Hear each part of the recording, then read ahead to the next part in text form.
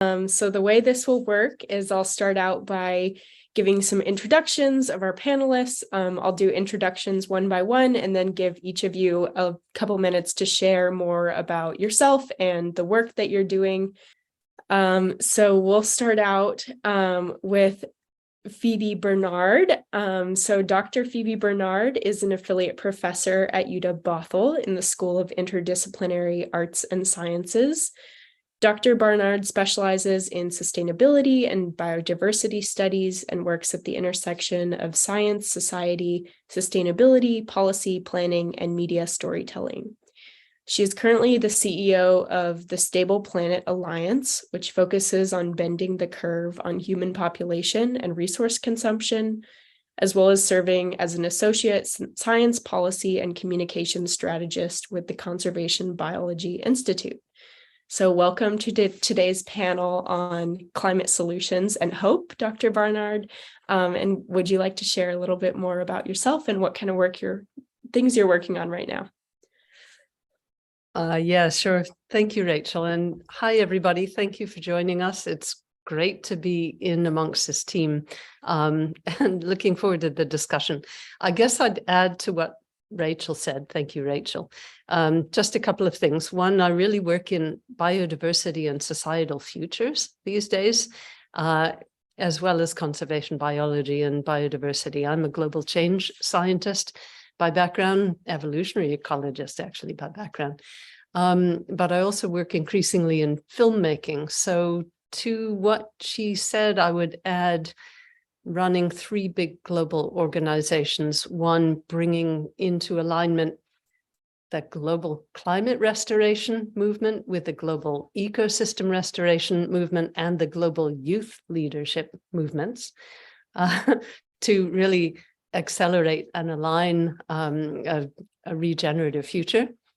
And part of that is also making a global documentary series on ecosystem-based climate restoration. So I'll leave it at that for now. Thank you. Great. Thank you so much, Phoebe. Well, next up, we have Dr. Stephen Collins. Dr. Collins is also an associate professor at UW Bothell in the School of STEM and was a founding member of the Engineering and Mathematics Division. Dr. Collins seeks to deepen the connections between engineering and the liberal arts by integrating ethics, history, and public policy into his curriculum. His research interests include thermodynamics and the role of ethics and public institutions in shaping trajectories of technological change in energy and power systems. So thank you so much for being here, Dr. Collins, and I invite you to add anything else about yourself or what you're working on right now. Well, thank you for that introduction. Yeah, it's pretty complete. I've been here since, well, this is my 30th year at UW, and it is also a year of big transition because I think between the time I accepted the invitation to appear here and now I decided to retire. And so I will be leaving the university at the end of this term. And it just seemed 30 years was a good round number. And, you know, I've pretty much accomplished what I have set out to accomplish. It's been a remarkable journey, and it has been a great gift to be able to participate in building this institution into what it is now. When I came, you know, I wasn't a founding faculty member. There are perhaps just a couple of us left. Most of the founders have retired, but I was hired, I think, in the first hire after the founders. So this was 1993 when I came, and I was ABD at the time, so I was still struggling to finish my dissertation. But at that time, we just had, you know, the IAS, and we had a small education and nursing program. We didn't even have business. Business and computing came a few years later. And so I was, I had the great pleasure of being here at a time when being in IAS, when we were extremely innovative and visionary, and we were, I think, breaking a mold in higher education in terms of not really having disciplinary boundaries in the program. And, I came in as an engineer, an engineer / political scientist / Asian studies person. And it was just a joyful time teaching courses, trying to integrate across those fields, but also, doing some courses that built depth as well. And then when it came time to establish an engineering program, I took that as an opportunity to return to my roots in engineering. I had a chance to design our mechanical engineering degree. And in the process of doing that, I tried to bring into engineering lessons from my experience in IAS and my own philosophy of, that we really are, and it's as an institution, interdisciplinary. And, we're trying to, really break new ground in higher education. And so I did my best within the constraints of our accreditation to create a program that I thought would, build on, those ideas. And I'm very happy and glad that, it came to be, and we've been successful so far. Perhaps we could have been more successful, and I don't want to trumpet my achievements by any stretch of the imagination, but I have had a great, joyful and privileged experience here. So I'll leave it at that for now. Thank you so much for joining us today. Lastly, we have Dr. Dargan Frierson here with us today. Dr. Frierson is an atmospheric scientist and associate professor at the UW Seattle in the College of the Environment. Dr. Frierson specializes in how climate change can alter big climatic features using models to investigate these features' fundamental dynamics. He teaches a class titled Climate Justice and Energy Solutions that presents visions of the future when the climate crisis has been solved and describes paths towards reaching these goals. So welcome, Dr. Frierson. I invite you to speak any more about yourself and what you're working on. All right. Yeah, thanks so much. It's such a great pleasure to be here with y'all. And congratulations, Stephen, on your upcoming retirement. I really love what I've heard from the first two speakers here in terms of interdisciplinarity, and how we need so many different types of minds to get together to solve the climate crisis. Just a little bit more about my background. I'm actually originally a mathematician and kind of only wanted to really solve equations and stuff like that. So my PhD is in applied mathematics. Just in learning more about the world, about science, about the way that research can let you explore these things, by making up your own worlds to do experiments on computers. I kind of wanted to do something that was more applicable to our everyday life. And then, once you learn more about climate change, I think you got to communicate, right? You got to communicate about it, and got to work together with people who are doing solutions. So my work has evolved a lot from climate models, which are these very complicated tools to simulate the future in the best possible way we can do it, to now moving back more towards simple mathematical models of things like different emissions pathways that we could go towards in the future. And trying to look especially lately to the climate justice advocacy community in what kind of solutions they're arguing for, and how can we as scientists help to support their visions. So, yeah. Great. Well, thank you so much to all three of you for being here on our panel today. We also have a fourth shadow panelist, we'll call him today. So Dr. Dan Jaffe was supposed to join us, but he is working on Mount Bachelor today. So I will read his bio, and then he recorded a short video for us, which I will play afterwards. But Dr. Dan Jaffe is a professor of environmental chemistry at UW and a professor in the UW Bothell School of STEM. Dr. Jaffe is an expert on atmospheric chemistry and is widely recognized as a leading global expert on the transport of pollutants and urban air quality. His current research includes studying the impacts of wildfires and diesel-powered coal trains in the Western United States. And then I'll just share my screen here.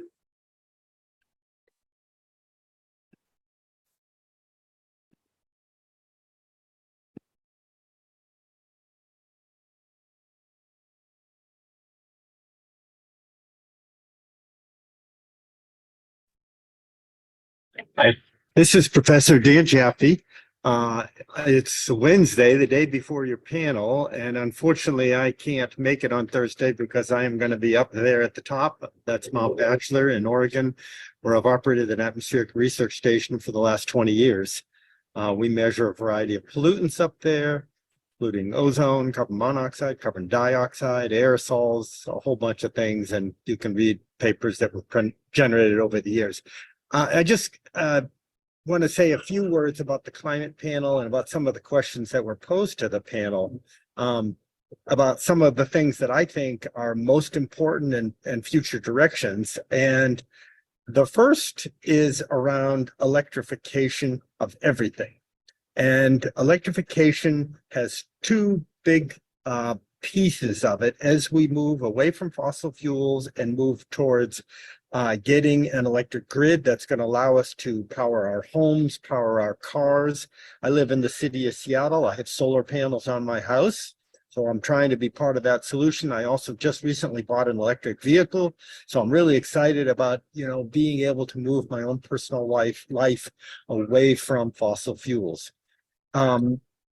Now, there's two parts of that a whole bunch of parts of that. First of all, electrifying the entire U.S. grid is not going to be easy, but we have to start.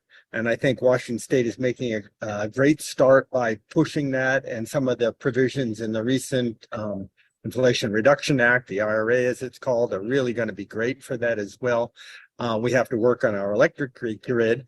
We also have to make sure, obviously, I'm a professor. I can afford to have solar panels and to buy an EV, and we have to figure out how to make sure things like that are affordable to all and available, so the advantage of that are available to all.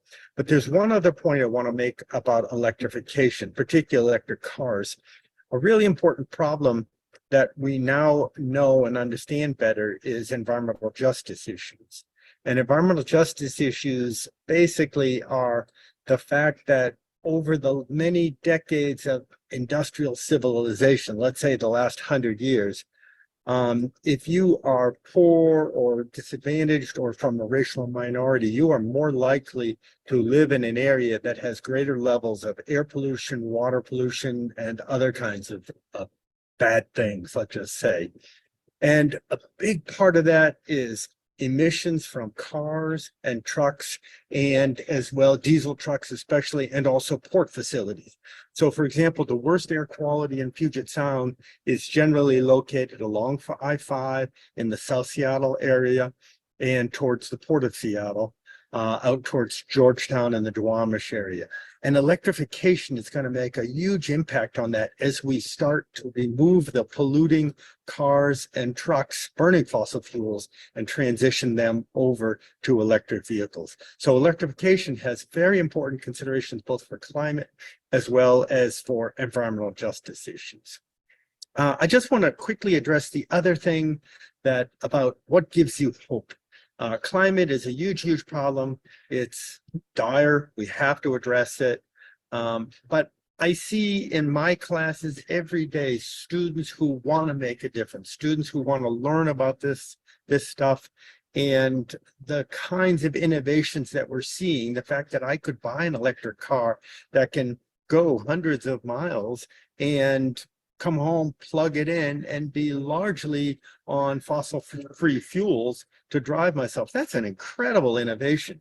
And I think both the interest of our students and the knowledge and the resource and the creativity of our students, who come up with often wild and crazy ideas, but that's what we need. That's what we need, wild and crazy ideas. And those wild and crazy ideas from young people are really what give me hope. So with that, I hope you have a great rest of the panel, and I'm happy to take questions by email or any other way that people send me. Everybody knows how to find me on campus, up in Discovery Hall, or by email. have a great panel. All right. Well, I would like to invite our three panelists that are here with us today to respond to anything that Dr. Jaffe brought up in his comments. I know, Dr. Frierson, you mentioned environmental justice and a very important issue. Would you like to add anything to what Dan was talking about? Sure. Yeah. I think it is a really critical point that many of the changes that we need to make to solve the problem of global warming have all of these co-benefits. And air pollution is just a tremendous one. We've been, scientists have identified more and more how much air pollution harms our health. And so many, in addition to motor vehicles, like Dan was talking about, things like induction cooking in your home, or using a heat pump instead of gas or oil furnace. These things have tremendous air quality benefits, I'm looking forward to that future where we can all live in cleaner places. It's definitely true too that many communities have suffered much more from this due to histories of things like redlining and not letting people live in certain areas, right? Or industrial facilities being built in places where folks don't have as much political power. Recognizing there's a, responsibility to fix that is definitely necessary too. Yeah, can I just add briefly to that? I guess it's my feeling, and I think most of us will feel the same, that if we don't deal with all these systemic inequities that are faced in terms of pollution and access to resources, access to solutions, access to education, access to wealth, right now, they will only be exacerbated 100-fold. And this is the time that we really have to find a way to reframe our solutions with justice at the core, because we're going to have to rethink a lot of things about our society, from our economy, our political systems, our social mores and cultures, to our psychology, our mindsets, and our values, and even spiritual connection with nature. So there are lots of opportunities, but there are also lots of big hills to climb in the next decade. Yeah, absolutely. Thank you both for your comments. Well, I guess we'll jump right into our questions. So our first question has to do with our theme for this year's Earth Month. Our theme for the UW Bothell Sustainability's Earth Month is Project Drawdown, which is a book of resources and science that is compiled by Paul Hawken that focuses on the 100 most substantive solutions to draw down carbon from the atmosphere.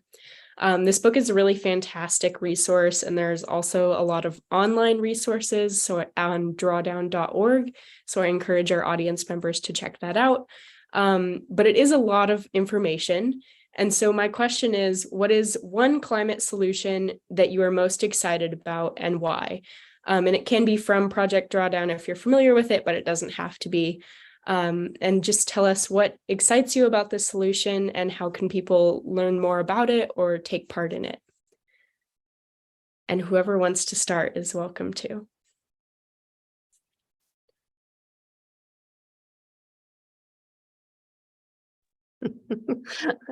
I was waiting for you guys to jump in, because I tend to be the person that jumps in and starts blabbing too often. Dargan, you're on mute. I just wanted to say, go for it. Okay, let me start by saying I think that this is not only the month for Earth, and thank goodness you're celebrating Earth Month rather than Earth Day, but personally I think that this needs to be the Earth Millennium, and we need to start recognizing that so many things will change in the next decade or two. During most of your working lifetimes and young professional lifetimes, that we don't have time to waste with timid tinkering at the edges of society. We need to find ways to go for big, bold, transformative stuff. So some of you will have seen, if you could have handled the whole movie, the Michelle Yeoh film, Everything, Everywhere, All at Once. And really, this is how I feel about Project Drawdown and the solutions that they've put forward in the Drawdown roadmap, which some of you may have read into, but also very similarly, the things that we did in a series of papers that I was involved in co-authoring or leading, sort of collectively called World Scientists' Warnings.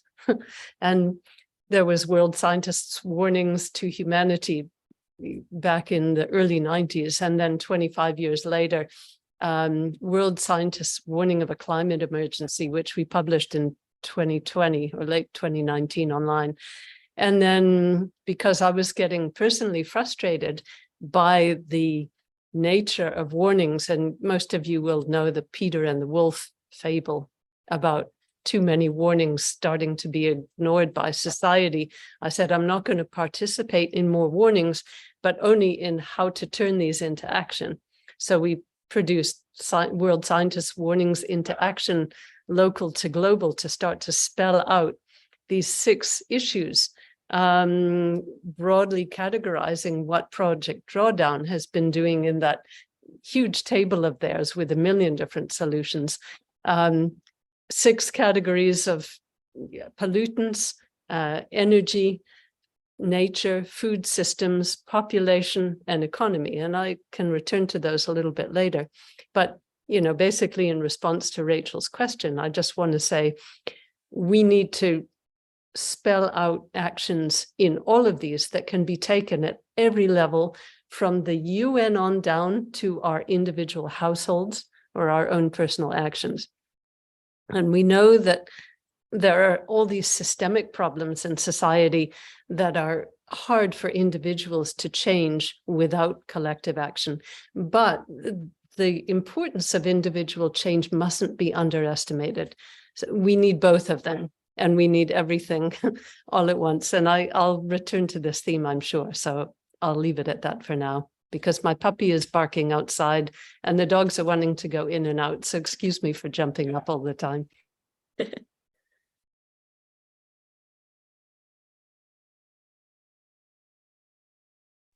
Stephen, you want to? Well, yeah, one of the things that I'm optimistic about with this program, and more generally what's going on in terms of policy, is that we are pushing the boundary in pretty much everywhere. We're not picking a technology and throwing all of our eggs into one basket. Some people criticize that and say that we're giving the fossil fuel industry and traditional polluters and a pass. They can come in with hydrogen or carbon capture and some of these other technologies that still keep fossil fuels alive as are in the picture. But I disagree. I think that we really need to be investing in really any and all technology that reduces CO2 emissions and other emissions. And so I'm right now very hopeful and optimistic about the direction that policies are taking. And on the education side, we have the challenge of educating the next generation of engineers who are going to move these technologies forward. Now, I can only really speak from my little area of mechanical engineering. We still, in our approach to teaching energy, it's still pretty much the same paradigm as it was 50 years ago. thermodynamics, first and second laws of thermodynamics and conservation of energy, and the technologies that we start with and focus on, at least in the required courses, still tend to be, the internal combustion engine and conventional energy conversion technologies. We don't yet have, for example, we don't teach our students, at least at the required levels, how batteries work. In fact, we went the opposite direction. We removed the requirement that our students take a second quarter of chemistry, where they would have learned the basics of electrochemistry, which is how batteries work. So you could potentially work through, I think, both our electrical and mechanical engineering programs and not really learn how batteries work, or how hydrogen fuel cells work. You have to go looking for those courses in electives. I teach sustainable energy. I taught that last quarter. And that's where you get into more of these newer, renewable, alternative energy technologies. So we still have a lot to do at the education level, I think, to integrate more of these clean energy technologies into the curriculum, so students come out prepared to work with them. On the other hand, I am optimistic about the extent to which we now bring in community-based learning. We place students, we have projects that where students go out and work in the community with organizations that are active in energy transition. And so, overall, I am pleased with the with the activities that are happening, but there's certainly areas where we could be doing much better.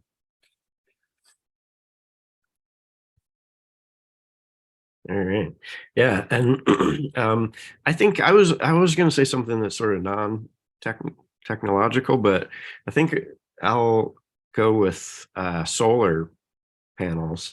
They're getting so cheap right now, and especially if it's put on a neighborhood level, right? This adds so much resiliency to climate disasters that might happen in the future too. Even now, there are things like forest fires starting because of electrical wires in California, where PG&E has spent, not very much money keeping up their power lines, but a lot of money given their shareholders, profits, right? And because of that, their equipment's faulty. And on these days where it's very, very dry, which we're getting more of, there have been some cases where those have caused huge forest fires. And there are also other days where there's risk of this. So they have planned blackouts for communities. And these, believe it or not, tend to happen more in low income communities and communities of color and things like that. So if we have solar panels on everybody's roof, this is something that's not infeasible at all. We could really have this soon. That's something that, even if the big hurricane comes by, like I had to grow up with in North Carolina, or, there are those forest fire days, or even things like, you're running out of money. Like 40% of Americans deal with fuel shutoffs at some point, electricity shutoffs, right? Something you can't take away from people if they've got it on their own apartment building. So it's one of those solutions that solves so many things at once. Great, thank you. Yeah, those are all very exciting solutions, and there are just so many things out there. So it's really exciting to see all the innovation and all the things that are coming down the line. Well, my next question, Dr. Collins, you kind of spoke to this a little bit, but a couple of you look at policy in relation to your fields of inquiry. And obviously policy is very important to both adaptation and mitigation of climate change, because it's impossible to imagine the massive overhaul of our global system that's needed without some sort of top-down policy solution, in addition to other grassroots or collective action solutions. So I'm curious to hear what you think of the state of climate policy in the United States today, more broadly around the world, what has been working, what needs to change or be reimagined, and how can individuals think about their role in policymaking. And Dr. Collins, would you like to start off?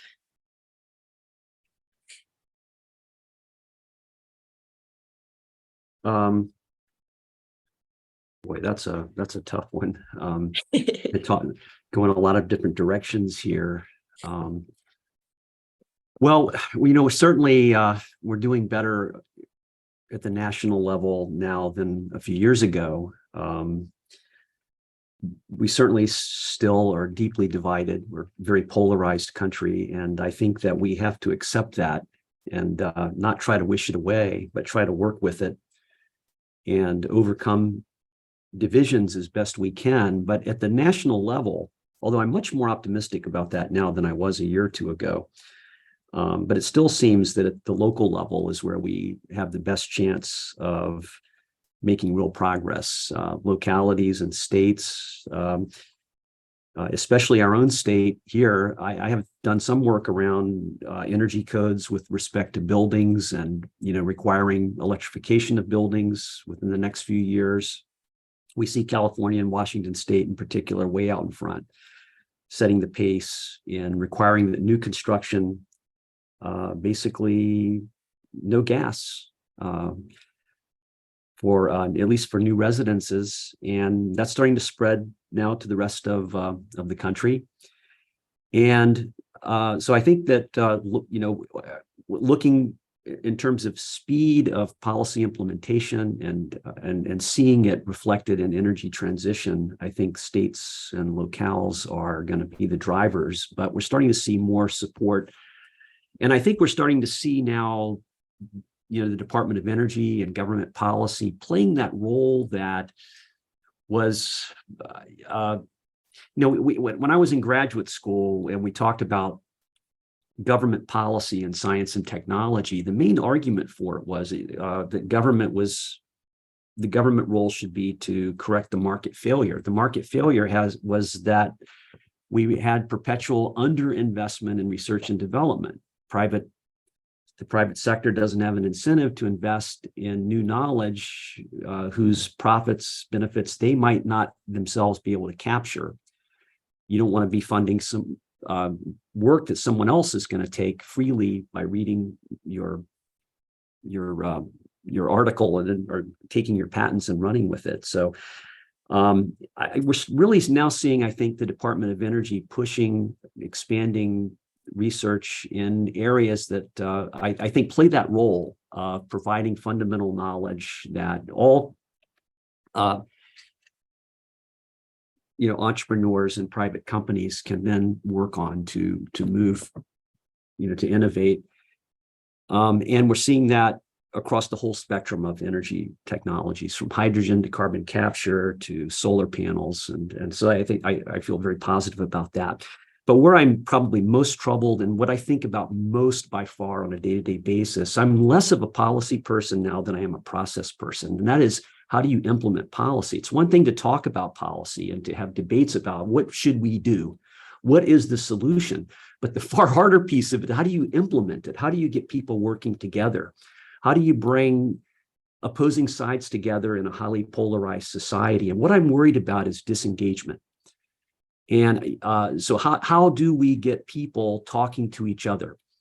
I'm a big fan of the political theorist Hannah Arendt, and I've spent a lifetime trying to integrate her politics into an overarching framework of sort of a political ethics of science, technology, and engineering. But she talked about the importance of action, that politics and ethics have to reflect an action, and that, in fact, our very humanity requires that we be active in terms of our political engagement with our fellow citizens, that citizenship demands action. We're continually, we're in a conditioned relationship with our environment.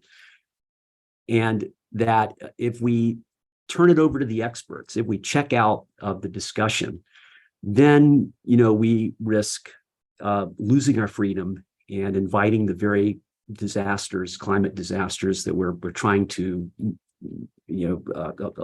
alleviate. So the challenge and the questions I'm thinking about, and we'll be thinking about most in retirement, is what can we do with the political process to bring actors to the table, bring opposing parties together to come up with solutions that we can all accept and not feel like we've been trampled on by so-called elites, experts, but we're all part of working out the solution. Thanks. That was a great answer. I love your ways of thinking about how we can really implement action and be involved. Dr. Barnard, it looked like you were nodding along. Did you have something that you wanted to add? Yeah, I also enjoyed your response, Stephen. And I guess my feeling is now that we are at a certain crossroads of society in the US, but I think overall, globally, we are at or approaching the crossroads of civilization as a whole. And so we have a lot of questions to ask that philosophers and economic theorists can help us answer, or at least challenge us to think about. My background is a little bit colored because I spent most of my life outside the US. I spent the first 38 years of my early career outside the US, 4 years in Canada and 34 years in Southern Africa. And I was working most of my life in governments where our challenge was to create policy that could be implemented. So I like how you put that. I've found that the best kind of policy asks, what kind of a society do we want from here on in, and how are we going to get there? And then works right down to the very practical level about how that can be implemented with different groups and what the process is of getting people marshaled around those policies. Now, I was lucky to be working for the government of Namibia for a decade, setting up and running national programs on biodiversity and climate change. And then I went and worked in South Africa for 13 years. And both of those countries were at crossroads. Namibia was coming out of its colonial history into this shiny new era of independence. And South Africa, quite a bit later, was coming into its post-apartheid democratic transition. So they were both asking these broad questions, like, now we can wipe the slate fairly clean, not completely clean, because there's a lot of poison in the bloodstream of a country that hangs on. But I guess my point is, we as a globe are getting to that point now where we have to say, a lot of this has not been working for us. What are the things that we want to take into the future? And what are the things that we need to leave behind? How can we design the economic policy frameworks, the social policy frameworks? But more than that, how can we design a process that can help us choose what sort of people we want to be, what kind of societies we want to have? And, a lot of that may sound naive or glib, but it's not. We really are in a situation now where we have to look hard and strongly and quickly at what it is about leadership, about society, about the way the economy that everybody around the world, almost everybody, has eagerly adopted, that has brought us to this point of increasing ecological destruction, close to the point of social collapse. And I guess I feel that we need to take that opportunity to really think things through. Now, having worked in government for a long time, with one foot in academia, because I usually had a position in a university, and found that wonderful situation of being able to change things in government, but also getting great ideas from universities and postdocs and PhD students. I've become through that time a real fan of balancing carrots and sticks. And part of what Stephen was talking about, is basically carrots and sticks. Policies are top-down instruments, and grassroots narrative shifts and social change tend to be bottom-up shifts. This is a time we need them both. And so the organization that I'm running, Stable Planet Alliance, which is this big coalition of global organizations around the world working on some of the big things that put human pressure on the planet, we consciously are trying to shift public policy from the UN Sustainable Development Goals on down, and shift public narratives from especially women's voices on up around the world to make some of those changes. But carrots and sticks are important when you want to try and persuade corporations and industries and countries and individual populations to make the sort of changes you want. Policies can be very effective. It can also be a complete and utter waste of time. But the sticks are the regulatory side. If people don't do the things you want them to do, then you've got to be able to fine them or, stick them in the butt or throw them in jail or whatever. And at the beginning, I hated that, scenario of how to make social change by, manipulating people through enticing them with incentives and then sticking them in the butt if they don't do what you want them to do. But ultimately, it's one of the most important ways of achieving social change is that artful blend of policy, carrots and sticks, and bottom-up social change. Thank you. That was great. Dargan, would you like to add anything as well? Oh yeah, those were just beautiful answers. I every time I thought that I had something to add, y'all would add that thing. But yeah, I think especially with regards to Phoebe's comments, that it is really possible to grow these things from the bottom up. There's a lot of fantastic groups that are doing that all around, including here in Washington. Environmental justice, climate justice groups like Front and Centered, for instance, or if y'all want to read another great source for some of those visions of how to sort of recreate all of society, there's a great document called The People's Orientation to a Regenerative Economy. It's written by the Climate Justice Alliance and Indigenous Environmental Network. And we'll be doing that in our class later in the quarter. And just a terrific way that sort of does rephrase a lot of these assumptions that we have about the world, like that, people do actually like to care for each other and like to support each other. And, although we're in a very extractive system right now, right, we really can imagine a different world and implement it, that mutual aid groups and stuff like that are really putting these things in action right now. Yeah, I think we don't have a lot of time to waste. And one thing that I learned about 20 years ago when I was involved very close to the governance, I was on the governance board of the Millennium Ecosystem Assessment, which was a big thing that happened globally about 20 years ago to assess the status and trends of the world's ecosystems and their ability to support the human economy, human well-being, human livelihoods, human health. And, it's very human focused. And initially as a biodiversity person, I thought, oh, humans get way too much attention anyway. Why do we need to make it so anthropocentric? But they talked me into coming on board, and I'm really glad that they did, because it has been very influential with countries around the world trying to shift the way we think about things.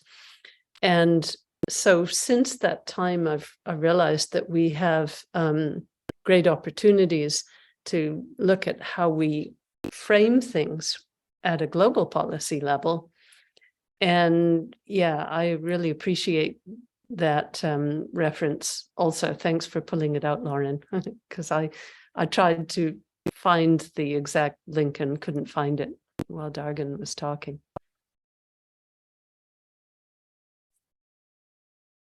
Great. Well, Dargan, you kind of mentioned this, but you teach a class at UW titled Climate, Justice, and Energy Solutions, in which you present visions of the future where the climate crisis has been solved.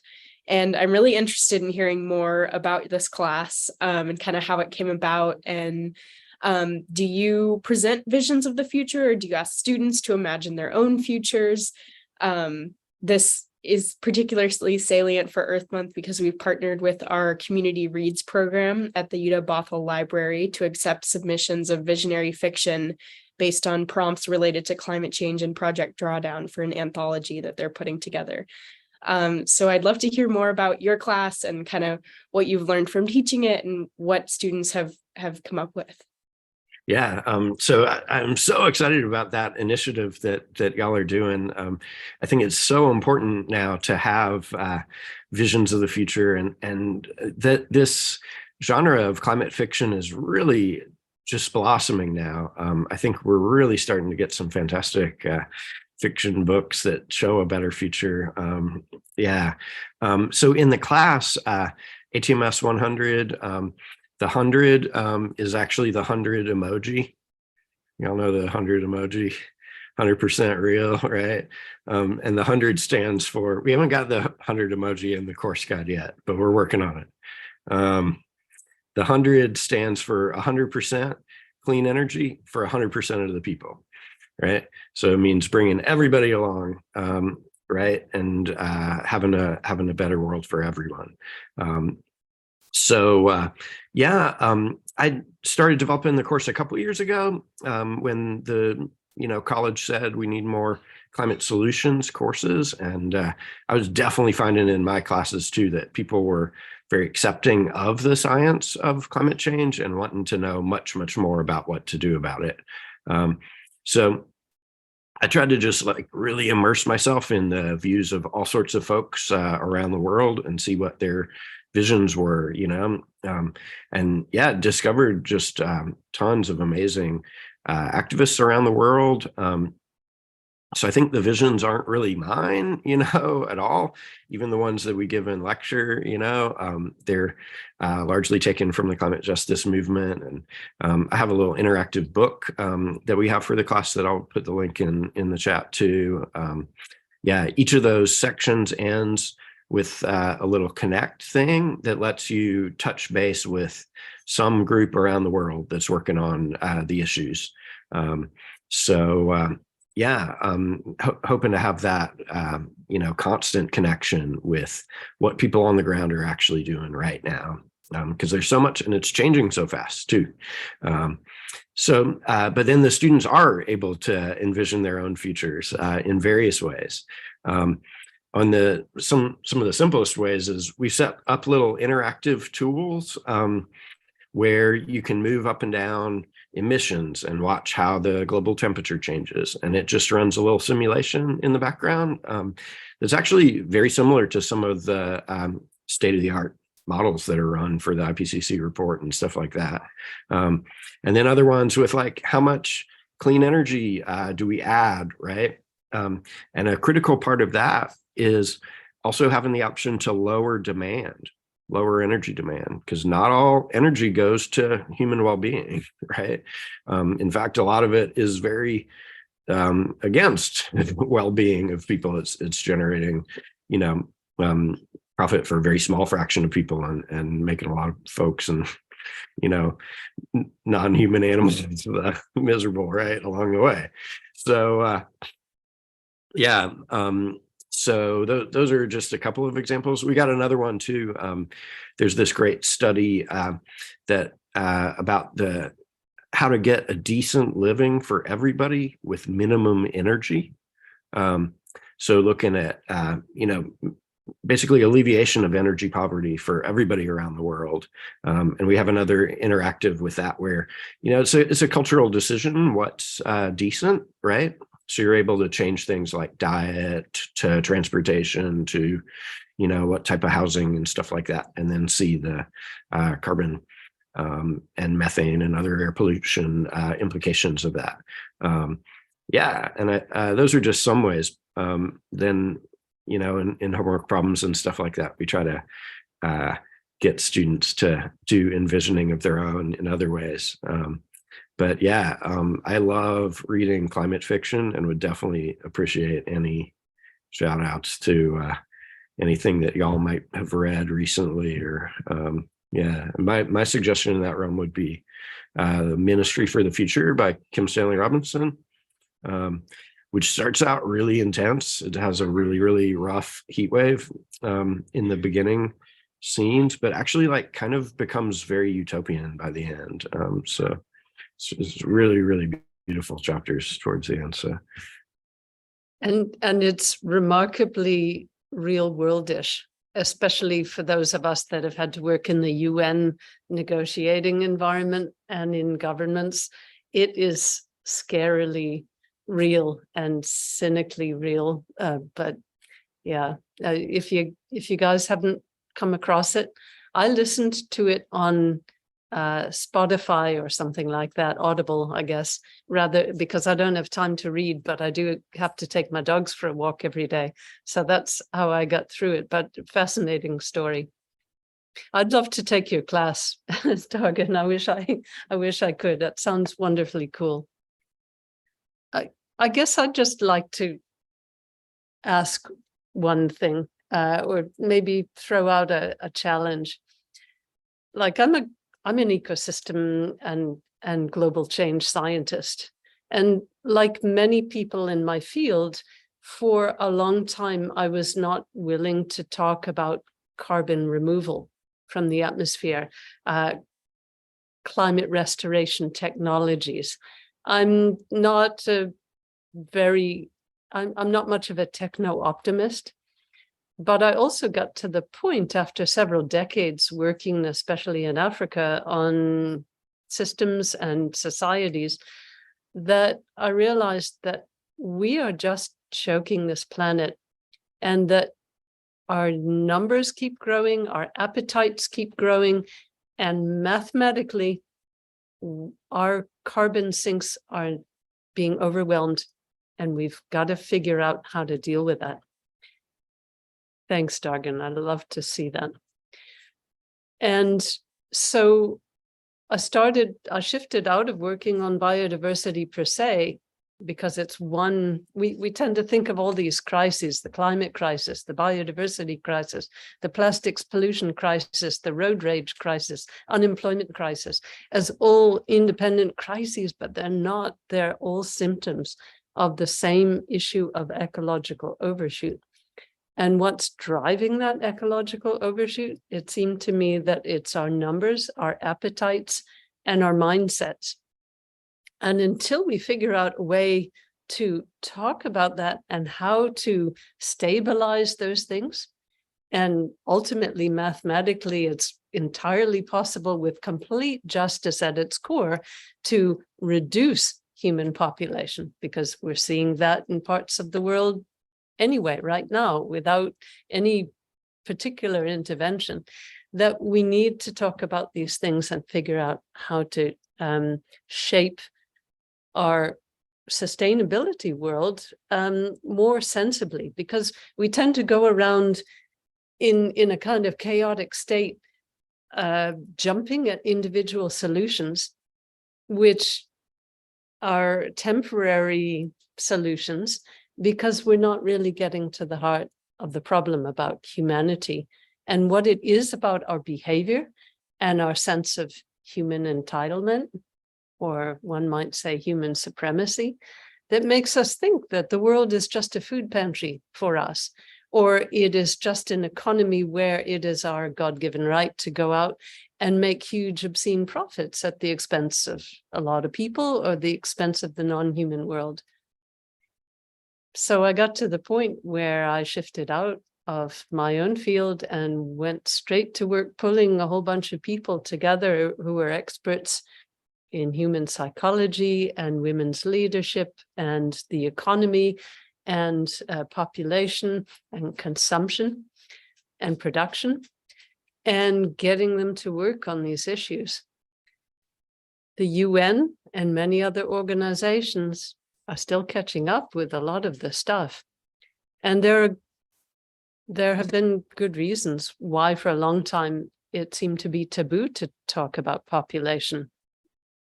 Many people in the past, not all of them by any means, but quite a few people in the past had talked about population in a way that came across as pretty racist or eugenicist or misogynist, at the very least, culturally arrogant.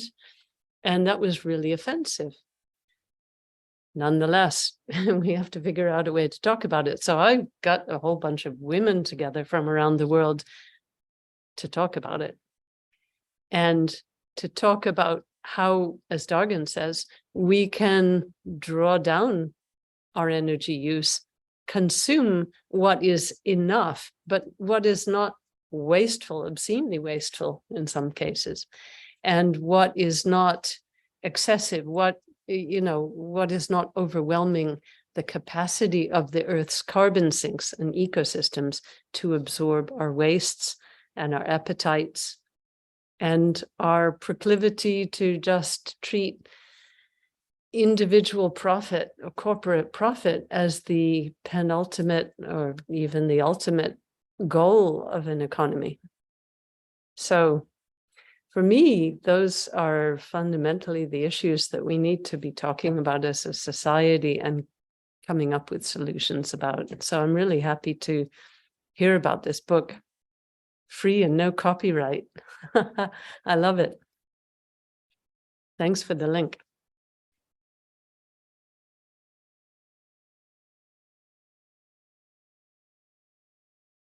Rachel, I was wondering if we can read the, climate fiction submissions or anything like that. Like you said, they're going to be published eventually. Yeah, they will be published by the library in an online anthology.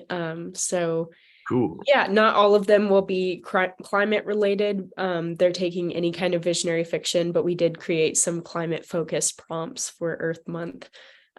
So yeah, I can definitely share that link with everyone as well. Cool.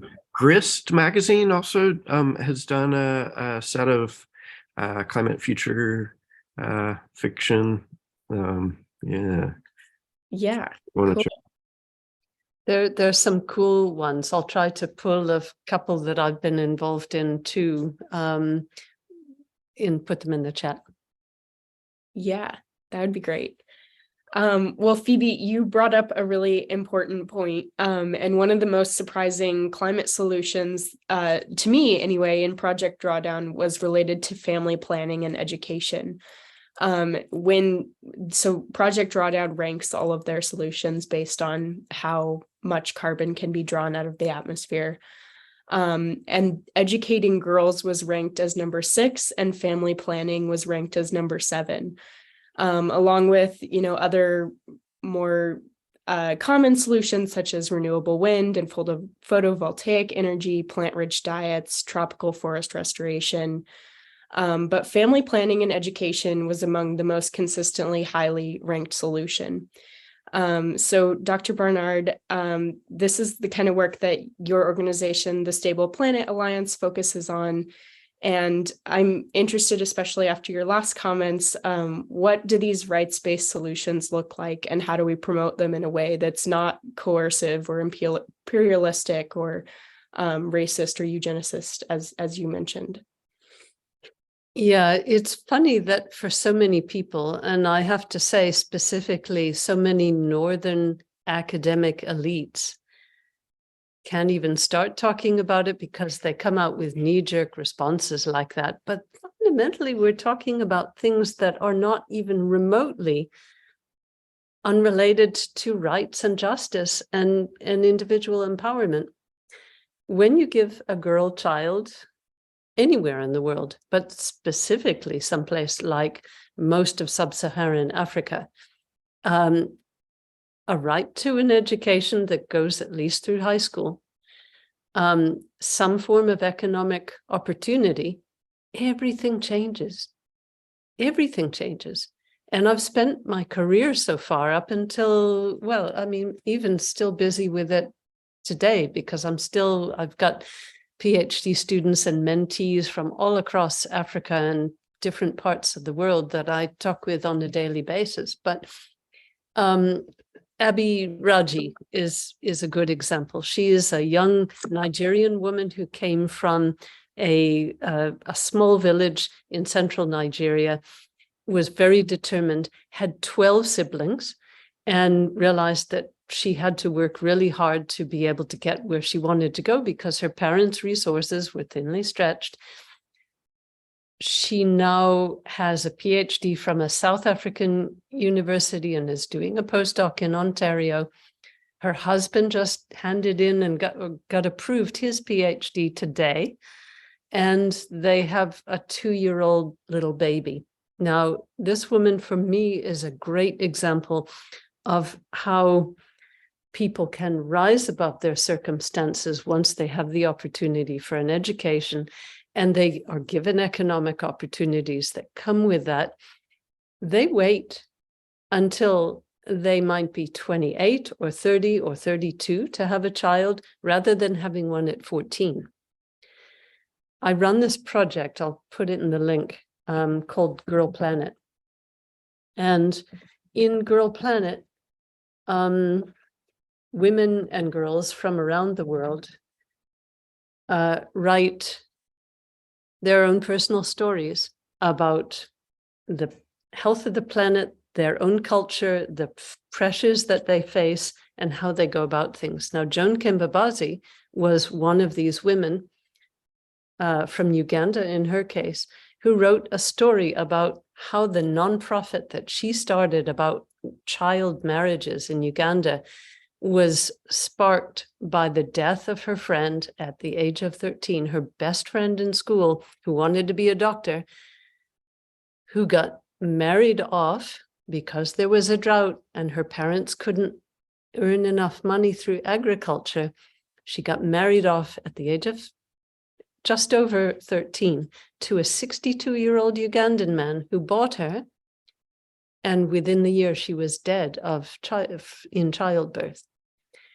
All of these stories from around the world, there are stories from rich women in the USA and Germany. There are stories from all over Africa, South America, Asia, and elsewhere about how women internalize the choices that they're faced with and how, or whether an education and a basic economic opportunity that's open to most men in the world completely changes their lives. So we know from a million statistics that I won't try and cite here, but the UN is full of such statistics. You can look at the UN Family Planning Division, UNFPA of the UN. Demonstrates conclusively that these things matter, and these things, by stretching out birth intervals, by delaying first reproduction, and by giving women the opportunity to do multiple or other things with their lives, makes a huge difference to our pressure on the planet. Now, it's not the only thing, but it is one of the most influential ways to intervene. Another really important way is to support men to be better husbands, to be better boyfriends, to be better brothers in helping their sisters and their girlfriends and their wives get ahead, so that men are not perceived as part of the problem, but can also be part of the solution. So in Niger and Nigeria, for example, and I think Benin, there are things called husbands' schools, which help men to think about their own cultural preconceptions, their own inherited patriarchy, and whether that's really a good thing for them or not. It also asks them to think, what does success mean to me? Is it just measured by the number of wives and children I have? Or might it be the service to my community or whatever? So that's what I mean about some of the bottom-up conversations that are necessary to change the way we think about the world. And if we can shift population so that it stabilizes and then declines everywhere in the world, the pressure on this planet, which is affecting biodiversity, plastics pollution, and all of these things that we're concerned about, the pressure is let up. And there is a very good book that I'll recommend to you called A Planet of 3 Billion by the chairman of the American Geographical Society, Dr. Chris Tucker, that shows mathematically how with just female empowering solutions and access to birth control and shifting these dialogues with men, we can get back to a much more sustainable population of 3 billion by slightly after 2100, without any coercion, without any imperialism or all of the nasty words. And, you know, it's important for us to acknowledge those evils of the past, but I firmly believe we cannot let this keep our heads in the sand. And I'm afraid the UNFPA put out a report yesterday that just took us back to the 1990s by complete denialism that any of these issues exist. And this is not a time where we can have the global governance body in denial about our state. Because look, we've got a really good Secretary General right now. He calls a spade, Antonio Guterres. He is a great Secretary General in my books. But it's a big organization, and the right hand doesn't always know what the left is doing.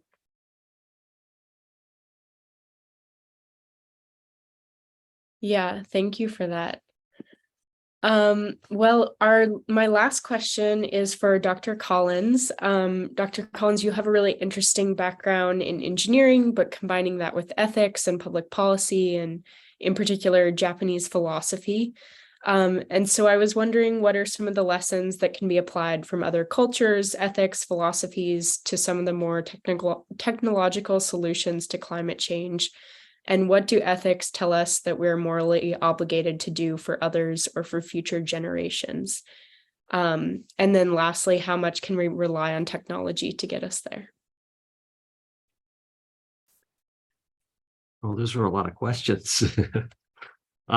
Well, you know, ethics is certainly not of one mind on many of these big questions. And I think that's actually an important part of, you know, that's something that we as educators, those of us who teach ethics, need to be mindful of, is that there are multiple ethical frameworks from which to explore these questions.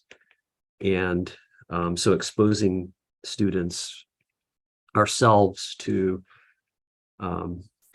ethical frameworks that originate from other cultures, from indigenous peoples around the world, from various religions. And, you know, it's not enough to have a position. I believe this. I think we should do this. I'm only going to stay in the room if we do this. But it's important that we be able to defend our view, to ground it in some set of frameworks or concepts, arguments, logic, you know, that can be shared by other people. We have to find ways to, we have to have a common language with which to have conversations from multiple perspectives. And that's a hard thing to do. Sometimes, you know, I often will try to teach Asian ethics or Buddhist ethics to engineering students. And it's a hard thing to do. It's really hard. It can be hard to teach ethics or to talk about ethics in general or politics with engineering students, because many are not comfortable having such conversations, questions that have no answers, only opinions. Engineering students tend to be very practical and they want right and wrong solutions. But we have to have these discussions. Now, in my own case, you know, I was a chemical engineer early in my career, and I became disillusioned with engineering. An incident that was especially impactful for me was the Bhopal catastrophe in India, where Union Carbide was responsible for a toxic release of a poisonous gas that killed huge numbers of people. And it was mishandled from the beginning. Just a tragic story, and an ethics case study that many engineers still talk about. But at that time, I thought, hey, I'm more part of the problem than I am of the solution. So I was unhappy with engineering. It did not seem to me to be taking us in the right direction. And it also, I was fortunate enough to go to the University of Virginia, where my engineering education was done very much in the context of a liberal arts.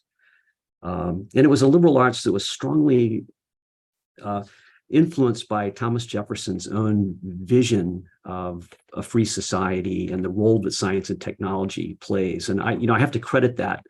That probably has influenced my view more than anything else, that you never do science and technology as means in and of themselves. They're always a means to a larger end, which is to enlarge human freedom, human dignity, human liberty. That every choice that I make as an engineer, I'm thinking about, what is the effect going to be? Am I moving society forward? Is this something I can defend from my ethical framework? What are the chances that somebody's going to run off with this technology and do a lot of harm? And I've tried to bring that into my own teaching as well. But early in my career, I had to walk away from engineering, and it took decades for me to go back. And it was really, it was the experience that I had in Japan, where I had a chance to learn a very different ethical tradition, and I was able to encounter a way of thinking that resonated with my own philosophy. That, at that time, I thought something was wrong with me. I've got this worldview that doesn't seem to agree with other people, and it gets me into trouble with engineers. And put it as it's hard to explain. I'm a philosophical idealist, if you know what I mean by that. But it's someone who is skeptical of anything that can't be experienced. I'm a philosopher of pure experience as the measure to me of what is real. And then I went to Japan and found that is the starting point for many Asian philosophical perspectives, and Buddhism in general, is that the test of truth really is it going to be experienced? That ultimately there is only experience. Being is experience. And it was that encounter with Zen in particular, and it was the coming to understand non-duality. I struggled with that all of my life, that there's male and female, there is bad and is evil and good. And there are all these dualisms that body and spirit, and human and non-human. And it was something I struggled with. But when I had a chance to work in Japan and study Japanese philosophy, I came to embrace, it just made sense to me that these what we think are separate and distinct entities really aren't. That one is the creation of the other. I always like to explain it in terms to my engineering students in terms of field theory. We know that a particle is both matter and energy. An electron gives off an electric field, and the field creates the electron. The particle is a creation of the field, and the field is a creation of the particle. There is not one without the other. And in the same way, there is not the human without the environment. There is no such thing as environment and human. The one and the other, they co-create.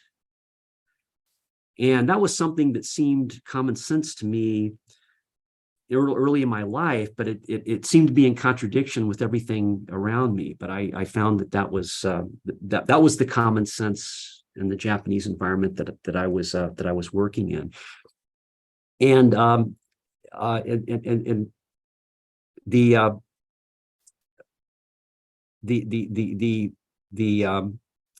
so it was really just seeing where I could go with trying to understand the relationship between the engineer and society from the lens of non-duality.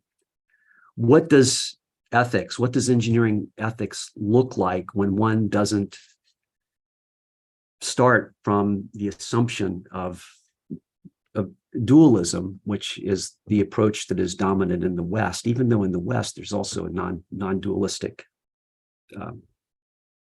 aspects of it. And so that, I came back from that experience, with fresh insights into engineering and how I could relate my engineering back to my own political and ethical views. And so that's where I am now. I'm trying to work out an engineering ethics from the standpoint of non-duality, from the standpoint of seeing the engineer as, when we make a thing, the thing makes us. There's a saying, the Japanese philosopher is Nishida Kitaro. It's the expression is tsukurareru mono kara tsukuru mono e, from the created to the creator, from the created to the creator. When we make a thing, the thing makes us in the process. So there's this cycle, this dialectical cycle of co-creation between the human and the object. Neither is subject, neither is object. Both dissolve into a fundamental unity. And so that's where where I am now, trying to work that out into something that I can into a text. And that's going to be my project in retirement. And so I'll leave it there. And yeah. Thank you. Yeah, that was really beautiful. Well, we are almost to the end of our hour and a half. So for closing, I would like to ask each of you just what gives you hope. Dargan, we can start with you. Yeah, sure. So what gives me hope is doing climate action, right? And there's so many terrific groups around to do this with at UW, all the campuses, right? So supporting groups like Institutional Climate Action, which is this amazing student group that got the UW to divest its huge endowment from fossil fuels, and is now working on campaigns to get fossil fuels completely out of campus.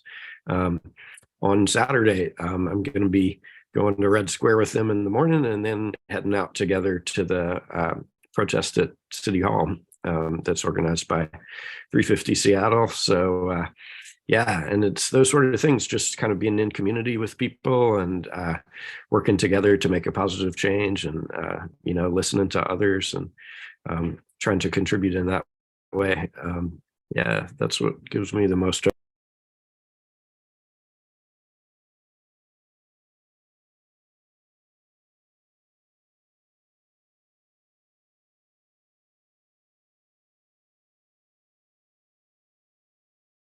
Stephen, would you like to go next? Yeah, what Dan Jaffe said really resonated with me, that the students are, I'm very hopeful. They are,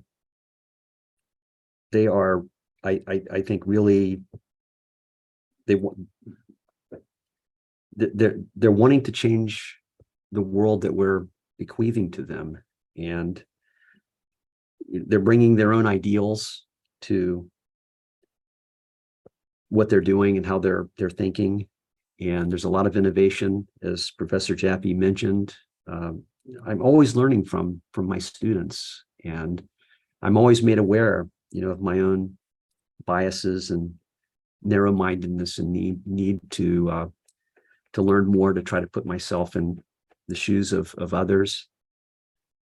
The gap has widened as I've gotten older, and more years separate me from my students. And I'm always humbled, when I am presented with a different perspective, and that makes me very hopeful.